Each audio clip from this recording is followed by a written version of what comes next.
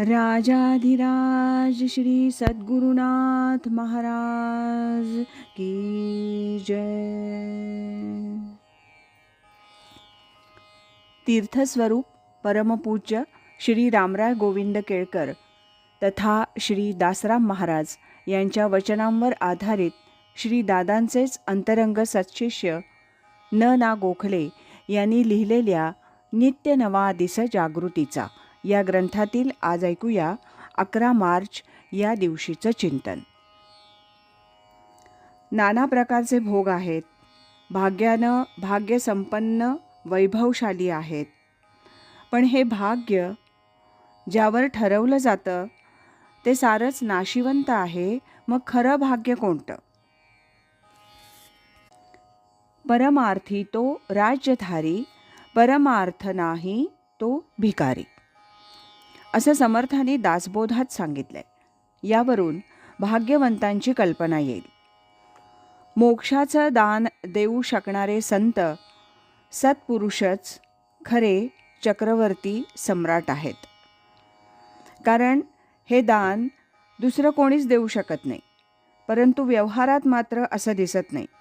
पैसा, जमीन, जुमला, स्त्रिया, घरदार इत्यादींनी जो परिपूर्ण आहे त्यालाच भाग्यवान समजलं जातं. व्यवहारातील भाग्यवंत असल्याची ती खूण समजली जाते. त्यामुळे सर्वसामान्य माणसाला खऱ्या भाग्याची ओळखच नाही, त्याचं ज्ञानच नाही म्हटल्यावर ते मिळवायची खटपट कोण करेल? महर्षी याज्ञवल्क्यांनी आपल्या सर्व वैभवाचा त्याग करून अरण्यात जाण्याचा निर्णय घेतला. याज्ञवल्क्य संपत्तिवान होते. त्यांच्या इतकी विद्वान व्यक्ती दुसरी कुणी नसल्यानं त्यांचा सर्वत्र आदर सत्कार होऊन त्यांना संपत्तीचं दान केलं जात असे. असे पूर्ण वैभवशाली म्हणजे व्यवहारी दृष्टीनं असताना त्यांनी मोक्षाच्या इच्छेनं अरण्यात जाण्याचा निर्णय घेतला.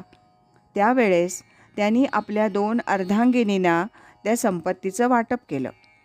परंतु त्यातल्या एका पत्नीनं विचारलं की आपण कशासाठी जात आहात आणि या सगळ्या वैभवाचा त्याग करून आपण जाता आहात, याचा अर्थ जे मिळवायचं आहे ते नक्कीच या वैभवापेक्षा श्रेष्ठ असणार.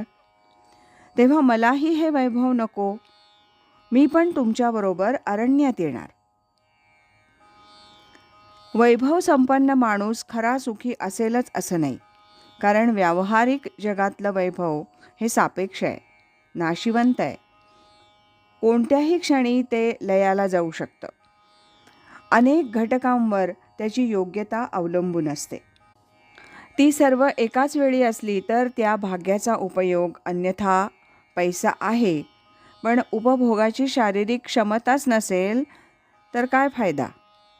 म्हणून अविनाशी, अक्षय, अक्षर अशा सुखाची प्राप्ती जे इंद्रियातीत आहे असं गीता म्हणते, ते आत्म्याचं सुख हेच खरं भाग्य आणि ते साधना आणि गुरुकृपा यांनी प्राप्त होऊ शकेल. राजाधिराज श्री सद्गुरुनाथ महाराज की जय.